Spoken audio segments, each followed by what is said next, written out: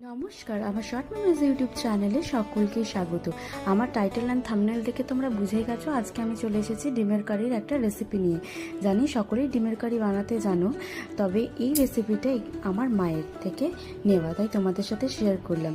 এই ডিমটা সকলের ডিমের থেকে একটু ছোট্ট ছিল, একদম আমার প্রত্যুষের মতো কিউট লেগেছিল, তাই আমি ওটা তোমাদেরকে দেখালাম। এক হাতে ডিম ছোলা দেখলাম আমার দ্বারা হচ্ছে না, তাই ক্যামেরাটা রেখে টপারটা ডিমগুলো ছুলে সর্ষের তেলে একটুখানি হলুদ নুন দিয়ে লাল লাল করে ডিমগুলো ভেজে নিলাম।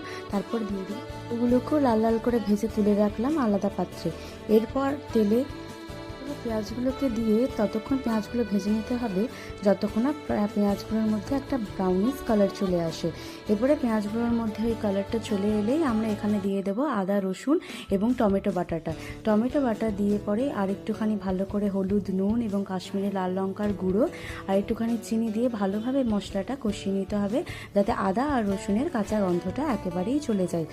একটু একটু জল দিয়ে ভালোভাবে মশলাটা কষিয়ে নিলেই দেখবে একটু একটু করে তেল ছাড়ছে, তখন বুঝে যাবে যে তোমার মশলাটা পুরোপুরি ভাজা হয়ে গেছে।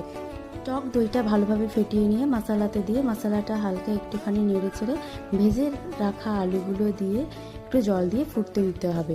তারপরে ভেজে রাখা ডিমগুলো দিয়ে দিলেই তৈরি হয়ে যাবে আমার মায়ের স্পেশাল ডিমের কারি। কেমন লাগলো আজকের ভিডিও? লাইক কমেন্ট শেয়ার এবং সাবস্ক্রাইব করে দেবেন। ধন্যবাদ।